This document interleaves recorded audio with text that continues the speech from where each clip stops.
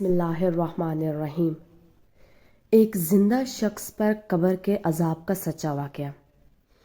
قبر کا عذاب انسان کو مرنے کے بعد قبر کے اندر آتا ہے، اور کچھ لوگ جو کافر ہوتے ہیں وہ اپنی میت کو جلا دیتے ہیں اس خیال سے کہ شاید قبر کا عذاب نہ ہو، لیکن جیسے ہی انسان کی روح نکلتی ہے، موت واقع ہوتی ہے، تو عالم برزخ اس پر شروع ہو جاتا ہے۔ پھر چاہے اس کو دفنا دیا جائے، جلا دیا جائے یا کچھ بھی کیا جائے، اس پر عذاب قبر لازمی ہوتا ہے۔ عالم برزخ انسان پر شروع ہو جاتا ہے۔ آج کے واقعے میں ایک زندہ شخص پر عذاب قبر کا سچا واقعہ بیان کیا ہے۔ بیان کیا جاتا ہے کہ چند سال قبل ایک جماعت مانسیرہ سے آگے ایک چھوٹے سے قصبے میں گئی۔ مانسیرہ خیبر پختونخوا کا ایک علاقہ ہے۔ وہاں سے آگے ایک چھوٹے قصبے میں گئی۔ اس جماعت میں ایک شخص ڈاکٹر نور محمد تھا۔ ان کا بیان ہے کہ مسجد سے باہر ادھر ادھر کافی لوگ فارغ بیٹھے تھے۔ ہم لوگ ان کے پاس گئے اور مسجد میں آنے کی دعوت دی تاکہ وہ تعلیم میں شریک ہو سکیں۔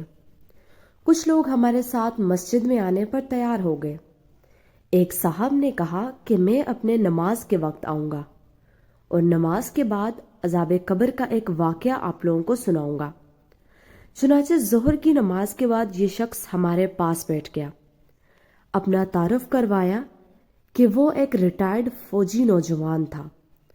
اس فوجی کا بیان ہے کہ 1970 کی جنگ میں ایک قبر میں اسلحے کا ایک عارضی ذخیرہ یعنی ایک کیمپ لگایا گیا تھا، اور کچھ نوجوانوں کے ساتھ اس فوجی کی ڈیوٹی تھی۔ دن کا وقت تھا اور کوئی خاص کام نہیں تھا، چنانچہ اس نے قبرستان میں گھومنا شروع کر دیا۔ اس کا گزر ایک پرانی قبر کے پاس سے ہوا تو یوں محسوس ہوا جیسے قبر کے اندر سے ہڈیاں ٹوٹنے کی آواز آ رہی ہے۔ اس فوجی جوان نے بتایا کہ میں نے بندوق کے بٹ کے پاس قبر کی اینٹیں ہٹائی تاکہ دیکھے کہ یہ آواز کیسی ہے۔ جیسے جیسے میں مٹی ہٹاتا گیا، آواز اور تیز ہوتی گئی اور میری دلچسپی اور خوف بھی بہت زیادہ بڑھتا گیا۔ دن کا وقت تھا، روشنی خوب پھیلی ہوئی تھی۔ کیا دیکھتا ہوں کہ قبر کے اندر انسانی ہڈیوں کا ایک ڈھانچہ پڑا ہوا ہے اور اس پر چوہے کی شکل کا ایک جانور بیٹھا ہوا ہے، اور جب وہ منہ اس ڈھانچے کے اوپر مارتا ہے تو سارا ڈھانچہ اکڑ جاتا ہے اور ہڈیوں کے ٹوٹنے اور چٹکنے کی آواز آتی ہے۔ میرے سامنے اس جانور نے 3 مرتبہ اپنا منہ ہڈی پر مارا۔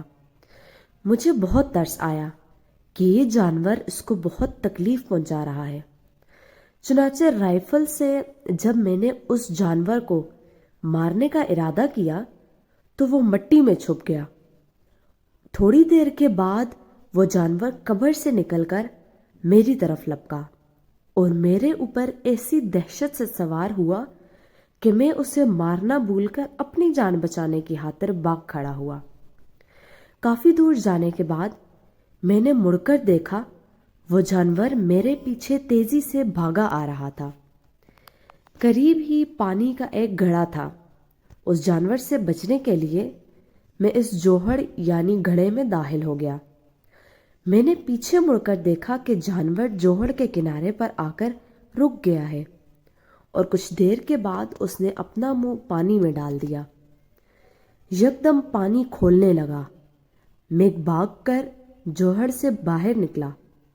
میری ٹانگیں جل رہی تھی، بہت جلد سرخ ہو چکی تھی اور آبلے پڑ چکے تھے۔ درد کی شدت سے میرا چلنا محال ہو گیا تھا۔ میں نے اپنے ساتھی کو آواز دی تو جب میں نے پیچھے مڑ کر دیکھا تو کچھ نہ تھا، بلکہ وہ جانور غائب ہو چکا تھا۔ چنانچہ مجھے ایبٹ آباد کے ہسپتال میں داخل کروا دیا گیا اور پھر وہاں سے راولپنڈی کے ایک بڑے فوجی ہسپتال میں منتقل کر دیا گیا۔ میری ٹانگوں کا گوشت گلنا شروع ہو گیا۔